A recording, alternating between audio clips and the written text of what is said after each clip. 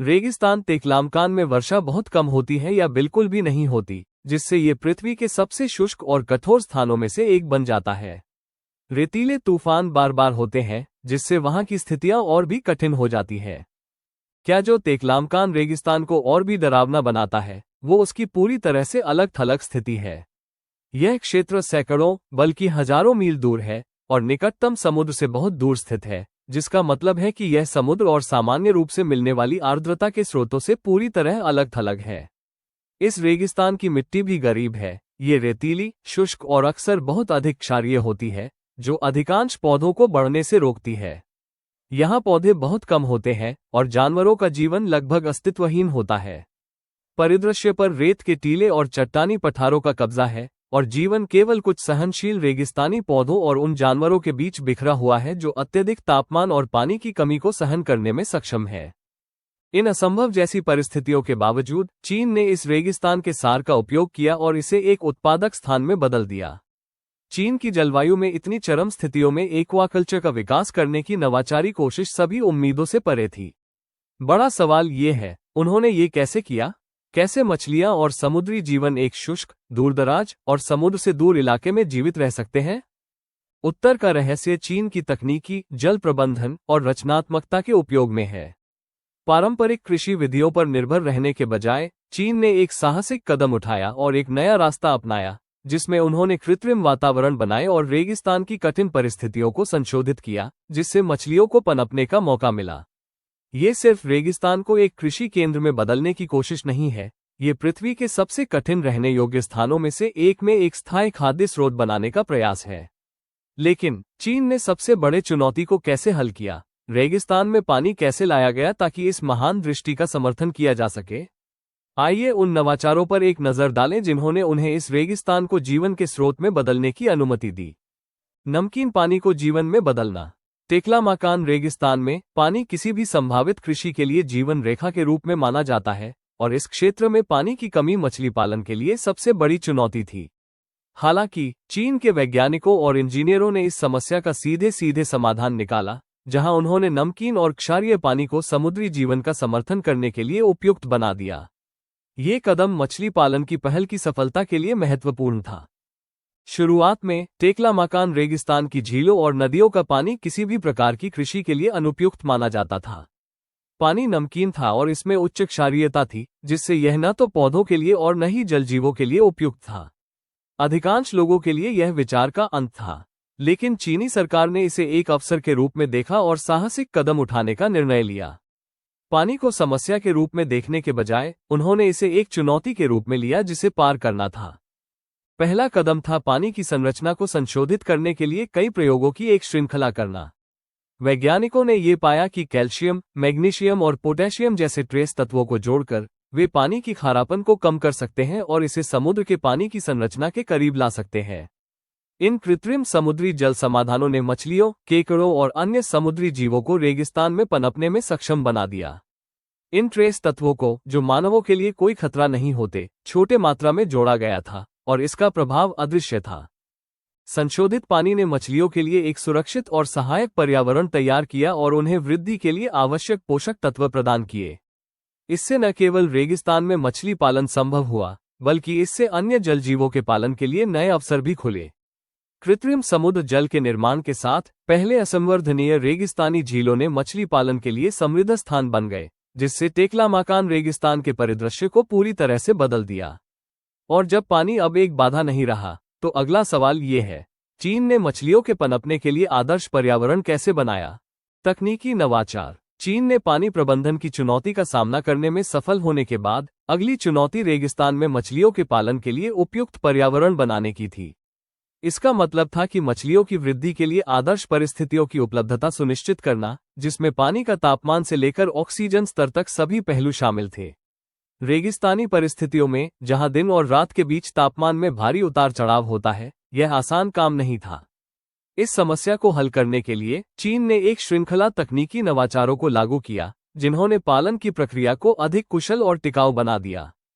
इन विकासों में से एक प्रमुख था स्वचालित जल प्रणालियों का निर्माण, जो तापमान और ऑक्सीजन स्तर को नियंत्रित कर सकती थीं।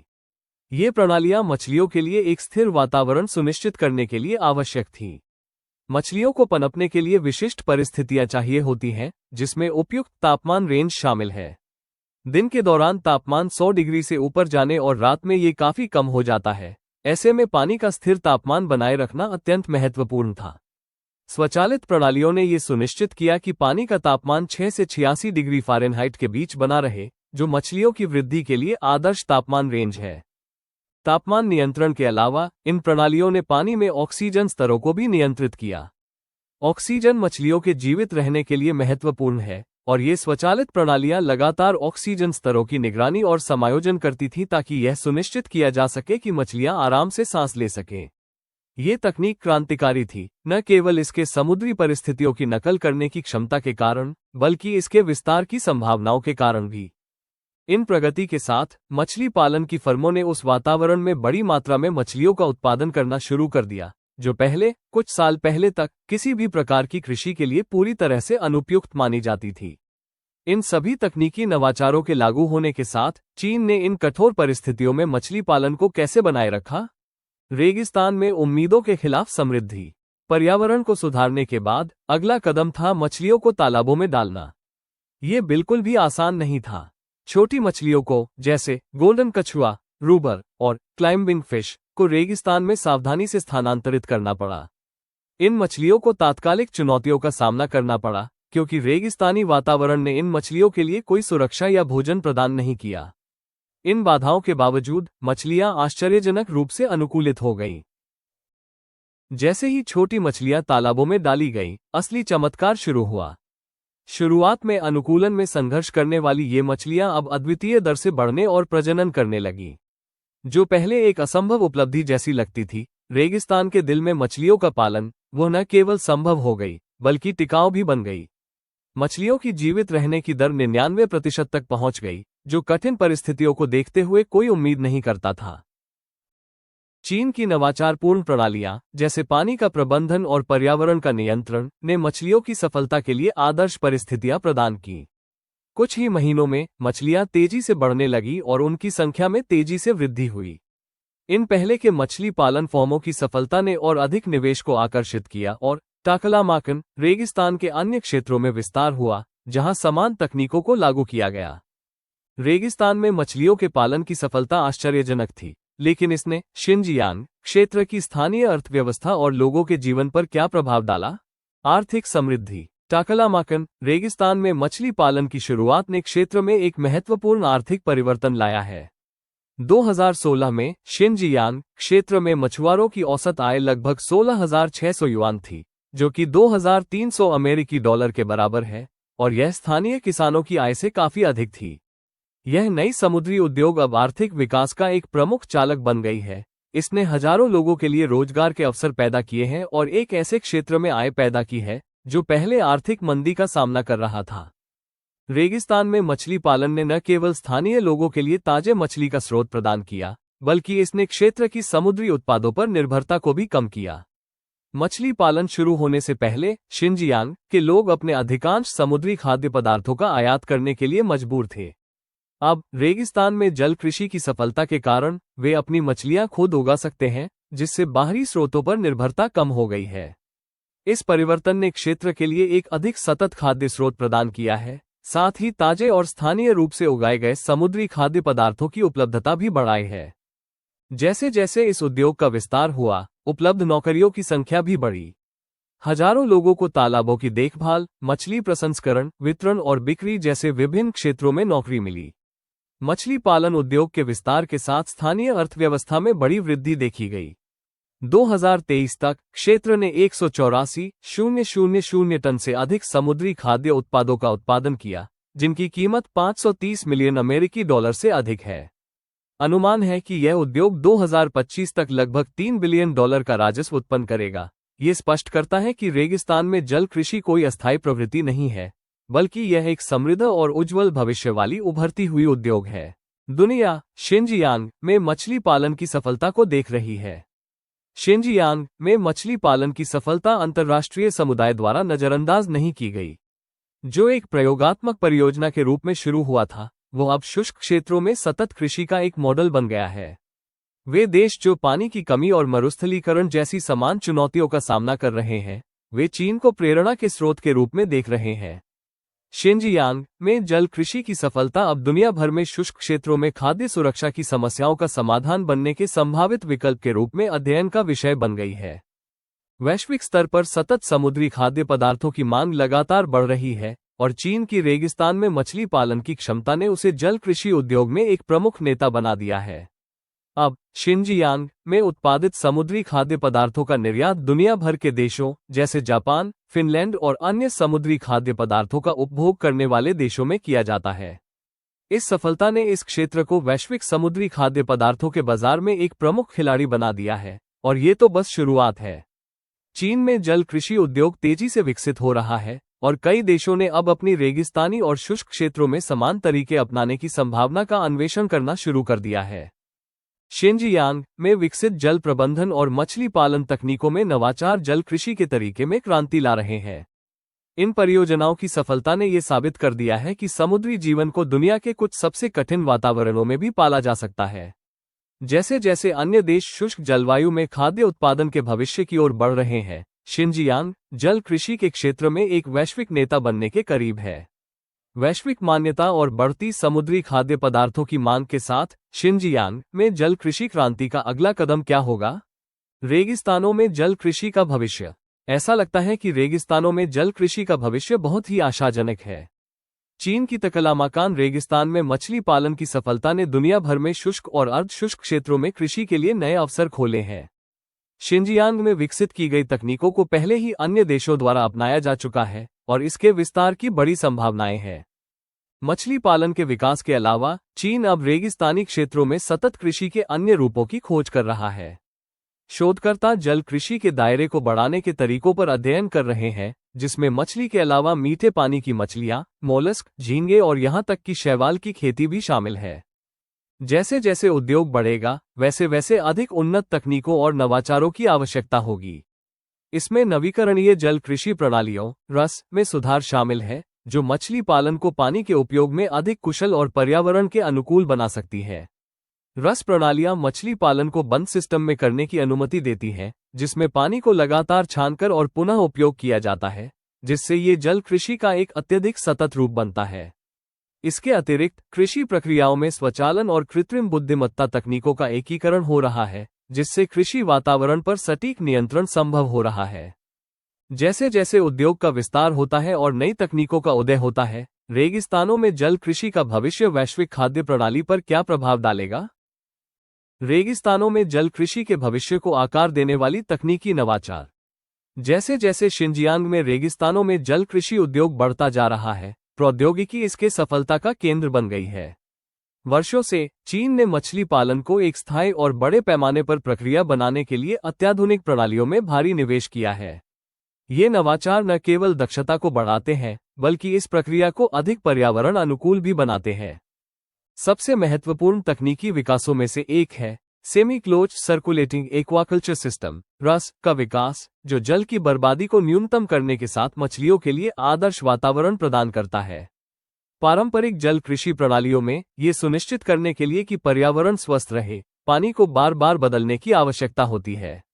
ये प्रक्रिया जल की बड़ी बर्बादी का कारण बन सकती है, जो विशेष रूप से शिनजियांग जैसे शुष्क क्षेत्रों में एक समस्या है। हालांकि शिनजियांग में उपयोग होने वाला रस सेमी क्लोज सिस्टम पानी की खपत को काफी हद तक कम कर देता है, क्योंकि यह पानी को फिल्टर करता है और पुनः उपयोग करता है। ये प्रणाली पानी को लगातार शुद्ध करती है और उसे फिर से चक्रित करती है, जिससे मछलियों के लिए जल की गुणवत्ता बनी रहती है और पानी की बर्बादी को रोका जा सकता है। एक और महत्वपूर्ण तकनीकी प्रगति है कृत्रिम बुद्धिमत्ता द्वारा समर्थित निगरानी प्रणालियों का उपयोग। ये प्रणालियां पानी के तापमान, लवणता स्तर, ऑक्सीजन सांद्रता और अन्य कारकों की निगरानी करती हैं, जो मछलियों की सेहत के लिए महत्वपूर्ण है। कृत्रिम बुद्धिमत्ता का उपयोग करते हुए ये प्रणालियां मछलियों के विकास के लिए सबसे अच्छे वातावरण की भविष्यवाणी कर सकती हैं और कृषि वातावरण में तत्काल समायोजन कर सकती हैं। इससे मछली पालन की प्रक्रिया में काफी सुधार हुआ है और अब मछलियां आदर्श परिस्थितियों में बिना किसी मानवीय हस्तक्षेप के विकसित होती हैं। इसके अलावा शिनजियांग के मछली पालन फर्मों ने पानी के नीचे रोबोट्स का उपयोग करना शुरू कर दिया है, जो मछली के तालाबों को साफ रखते हैं और पानी को स्वस्थ स्तर पर बनाए रखते हैं। ये रोबोट्स जैविक अपशिष्ट और अन्य मलबे को पानी से हटा सकते हैं, जिससे हाथों से काम की आवश्यकता कम होती है और कृषि प्रक्रिया की स्थिरता में सुधार होता है। ये प्रकार की स्वचालन प्रणाली बड़े पैमाने पर जल कृषि के लिए आवश्यक है और भविष्य में फर्मों में यह आम विशेषता बनने की उम्मीद है। शिनजियांग में जल कृषि उद्योग में ड्रोन के उपयोग का भी अन्वेषण किया गया है, विशेष रूप से फर्मों की ऊंचाई से निगरानी के लिए। ड्रोन, जो कैमरे और सेंसर से लैस होते हैं, फर्मों की सामान्य स्थिति की जानकारी प्राप्त कर सकते हैं और मछलियों के व्यवहार की निगरानी कर सकते हैं। इससे ऑपरेटरों को किसी भी संभावित समस्या का पता लगाने और त्वरित कार्रवाई करने की अनुमति मिलती है, जैसे कि रोगों का फैलाव या पानी की गुणवत्ता में समस्या। ये तकनीकी नवाचार न केवल दक्षता को बढ़ाते हैं, बल्कि पूरी प्रक्रिया को अधिक स्थायी भी बनाते हैं। पानी के उपयोग को कम करने, अपशिष्ट को घटाने और कृत्रिम बुद्धिमत्ता और स्वचालन के उपयोग के माध्यम से शिनजियांग में मछली पालन के फार्म मॉडल बन गए हैं कि कैसे जल कृषि रेगिस्तानी पर्यावरण में संसाधनों का शोषण किए बिना फल फूल सकती है। इतनी उन्नत तकनीकों के साथ शिनजियांग के रेगिस्तानों में आधारित मछली पालन फर्मों के लिए अगला कदम क्या होगा? क्या ये नवाचार जल कृषि में और अधिक असाधारण प्रगति ला सकते हैं? नए प्रकारों का विस्तार। जैसे जैसे शिनजियांग में जल कृषि उद्योग बढ़ रहा है, समुद्री जीवों के नए प्रकारों का परिचय एक महत्वपूर्ण क्षेत्र बन गया है जो रुचि को आकर्षित करता है। जबकि मछली पालन इस उद्योग की रीढ़ था, अब किसान समुद्री जीवों के अन्य प्रकारों की संभावनाओं का अन्वेषण कर रहे हैं ताकि वे अपनी उत्पादन क्षमता को विविध बना सकें। उदाहरण के लिए, शिनजियांग में झींगा पालन अब बहुत लोकप्रिय हो गया है और अब क्षेत्र अन्य प्रकार के क्रस्टेशियंस और यहां तक कि समुद्री शैवाल का पालन करने पर प्रयोग कर रहा है। एक रोमांचक विकास यह है कि दक्षिणी अमेरिकी सफेद झींगे का पालन क्षेत्र में सफलतापूर्वक किया जा रहा है। इस झींगे को उसकी आकार, स्वाद और बनावट के कारण अत्यधिक पसंद किया जाता है, जो इसे उपभोक्ताओं के बीच एक लोकप्रिय विकल्प बनाता है। दरअसल, झींगा शिनजियांग में सबसे लाभकारी जल कृषि उत्पादों में से एक बन गया है और अब ये क्षेत्र बड़े पैमाने पर इसे चीन के अन्य हिस्सों में और यहां तक कि विदेशों में भी निर्यात कर रहा है। रेगिस्तान में झींगे का पालन करने की सफलता समुद्री जीवन के अनुकूलन और चीनी वैज्ञानिकों और किसानों की रचनात्मकता का प्रमाण है। इसके अलावा शिनजियांग ने क्रेफिश और अन्य उच्च मांग वाली समुद्री खाद्य पदार्थों के पालन का प्रयोग करना शुरू कर दिया है। हालांकि इन प्रकारों को सफलतापूर्वक पालन करने के लिए विशेष परिस्थितियों की आवश्यकता होती है, जैसे कि सटीक तापमान और उपयुक्त लवणता स्तर। उन्नत जल कृषि प्रणालियों के विकास ने इसे रेगिस्तान में इन समुद्री जीवों का पालन करना संभव बना दिया है। अब किसान उच्च गुणवत्ता वाले क्रेफिश और अन्य क्रस्टेशियंस का उत्पादन करने में सक्षम हैं, जो चीन के अंदर और बाहर समुद्री भोजन प्रेमियों के बीच बढ़ती लोकप्रियता प्राप्त कर रहे हैं। सबसे आश्चर्यजनक विकास शायद शिनजियांग में मोती पालन में सफलता है। मोती पालन, जो आमतौर पर विशेष जल परिस्थितियों और उच्च देखभाल स्तर की आवश्यकता होती है, ने अब रेगिस्तान में एक नया घर पाया है। मोती पालन परियोजना 2012 में शुरू हुई थी और तब से यह बहुत ध्यान आकर्षित कर चुकी है। 2023 में निवेशक लगभग 2 मिलियन मोती शेल का पालन कर रहे थे और 2025 के दूसरे छमाही में मोतियों की बिक्री शुरू करने की योजना है। शिनजियांग का अनूठा मौसम, जिसमें अत्यधिक तापमान परिवर्तन और प्रचुर सूर्य की रोशनी होती है, ये सुनिश्चित करता है कि मोती चमकदार और विशेष बनावट वाले हों। इन नए प्रकारों की सफलता ने रेगिस्तान में जल कृषि की संभावनाओं को बढ़ाया है, जिससे शिनजियांग समुद्री उत्पादों की एक विस्तृत विविधता के लिए एक केंद्र बन गया है। जैसे जैसे जल कृषि उद्योग बढ़ता जा रहा है, यह उम्मीद की जा रही है कि और भी प्रकारों का पालन किया जाएगा, जिससे क्षेत्र में जल कृषि उत्पादन का विविधीकरण होगा और इसकी आर्थिक संभावनाओं में वृद्धि होगी। जब शिनजियांग में जल कृषि संस्थाओं में कई प्रकार के समुद्री जीवन फल फूल रहे हैं, तो क्या ये रेगिस्तान भविष्य में वैश्विक समुद्री भोजन उत्पादन का केंद्र बन सकता है? शिनजियांग का वैश्विक प्रभाव समुद्री भोजन उत्पादन पर। शिनजियांग में जल कृषि उद्योग की सफलता न केवल स्थानीय अर्थव्यवस्था को लाभ पहुंचाने तक सीमित रही, बल्कि इसका वैश्विक समुद्री भोजन बाजार पर गहरा प्रभाव पड़ा है। जैसे जैसे क्षेत्र अपने जल कृषि उद्योग को विकसित कर रहा है, कई देश शिनजियांग को रेगिस्तानी क्षेत्रों में स्थायी कृषि का मॉडल मान रहे हैं। अब शिनजियांग में उत्पादित समुद्री भोजन कई देशों में निर्यात किया जा रहा है, जिनमें जापान, फिनलैंड, संयुक्त राज्य अमेरिका और अन्य देश शामिल हैं। शिनजियांग में जल कृषि अब उच्च गुणवत्ता वाले उत्पादों के कारण वैश्विक समुद्री भोजन बाजार में एक प्रमुख खिलाड़ी बन गया है। क्षेत्र द्वारा उत्पादित समुद्री भोजन को इसके स्वच्छ और प्राकृतिक स्वाद के लिए सराहा जाता है, जिसे उस पानी की गुणवत्ता और अपवित्रता के कारण श्रेय दिया जाता है जिसका उपयोग कृषि प्रक्रिया में किया जाता है। दुनिया भर में महासागरों में बढ़ते प्रदूषण के साथ शिनजियांग की जल कृषि समुद्री भोजन के उपभोक्ताओं के लिए एक अद्वितीय विकल्प प्रदान करती है, जो अधिक स्थायी और स्वच्छ उत्पाद चाहते हैं। शिनजियांग के समुद्री भोजन की उच्च कीमत का एक कारण ये है कि क्षेत्र इसे पर्यावरण के अनुकूल तरीके से उत्पादित कर रहा है। पारंपरिक जल कृषि प्रक्रियाओं के विपरीत शिनजियांग में मछली पालन के फार्म सीमित संसाधनों का उपयोग करते हैं और न्यूनतम अपशिष्ट उत्पन्न करते हैं। आधे बंद जल कृषि प्रणालियों का उपयोग पानी के पुनः उपयोग की अनुमति देता है, जिससे पानी की खपत में महत्वपूर्ण कमी आती है। इसके अलावा कृत्रिम बुद्धिमत्ता (AI) द्वारा समर्थित निगरानी प्रणालियों का उपयोग ये सुनिश्चित करता है कि कृषि पर्यावरण मछलियों के स्वास्थ्य के लिए आदर्श रूप से तैयार है, जिससे हानिकारक रसायनों या एंटीबायोटिक्स की आवश्यकता कम हो जाती है। जैसे जैसे वैश्विक समुद्री भोजन की स्थायी आपूर्ति के लिए मांग बढ़ रही है, शिनजियांग खुद को इस उद्योग में एक प्रमुख खिलाड़ी के रूप में स्थापित कर रहा है। क्षेत्र का नवाचार, स्थिरता और गुणवत्ता पर ध्यान आकर्षित कर रहा है, जो अंतर्राष्ट्रीय उपभोक्ताओं और निवेशकों का ध्यान आकर्षित कर रहा है। जैसे जैसे इसके जल कृषि उद्योग की सफलता जारी रहती है, शिनजियांग समुद्री भोजन का एक प्रमुख स्रोत बनने के लिए तैयार है, जो दुनिया भर के देशों को मछली, झींगा और अन्य समुद्री उत्पादों का एक विश्वसनीय और पर्यावरण के अनुकूल स्रोत प्रदान करेगा। जैसे जैसे शिनजियांग में जल कृषि उद्योग का विस्तार हो रहा है, यह क्षेत्र भविष्य में समुद्री भोजन उत्पादन के लिए क्या लेकर आएगा? चलिए हम ये देखते हैं कि आने वाले वर्षों में यह उद्योग कैसे विकसित होगा और रेगिस्तानों में जल कृषि के लिए अगला कदम क्या होगा। रेगिस्तान में सतत कृषि। शिनजियांग में जल कृषि क्रांति के सबसे प्रमुख पहलुओं में से एक इसका पर्यावरणीय प्रभाव सीमित होना है। पारंपरिक समुद्री कृषि के विपरीत, जो अक्सर प्राकृतिक संसाधनों के दोहन और पानी के प्रदूषण का कारण बनती है, शिनजियांग में रेगिस्तानी मछली फार्मों को शुरुआत से ही सतत बनाने के लिए डिजाइन किया गया है। जल कृषि प्रणालियों के आधे बंद मॉडल का उपयोग और स्वचालित निगरानी और नियंत्रण प्रणालियां जल उपयोग को कम करने और फार्मों से उत्पन्न अपशिष्ट की मात्रा को घटाने में मदद करती हैं। इस कृषि की पर्यावरणीय अनुकूलता मछलियों से उत्पन्न जैविक अपशिष्ट के उपयोग से स्पष्ट होती है। इन अपशिष्टों का पुनः उपयोग कृषि प्रणालियों के लिए एक मूल्यवान संसाधन के रूप में किया जाता है। जैविक सामग्री का उपयोग जलमग्न पौधों को खिलाने के लिए किया जाता है, जो बदले में मछलियों के लिए खाद्य प्रदान करती है। ये बंद प्रणाली बाहरी इनपुट की आवश्यकता को कम करती है और मछलियों के विकास के लिए एक स्वस्थ और संतुलित वातावरण बनाए रखने में मदद करती है। ये तरीका न केवल सतत है, बल्कि यह जल कृषि की कुल लागत को भी कम करने में मदद करता है। इसके अलावा मछली फार्म क्षेत्र में औद्योगिक प्रदूषण से दूर स्थित है, ये सुनिश्चित करते हुए कि उत्पादित समुद्री भोजन हानिकारक रसायनों और प्रदूषकों से मुक्त है।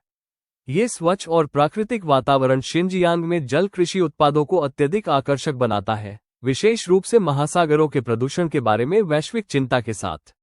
जैसे जैसे उपभोक्ताओं में पर्यावरण पर उनके खाद्य विकल्पों के प्रभाव के बारे में जागरूकता बढ़ रही है, शिनजियांग में सतत तरीके से उत्पादित समुद्री भोजन की मांग में वृद्धि की उम्मीद है।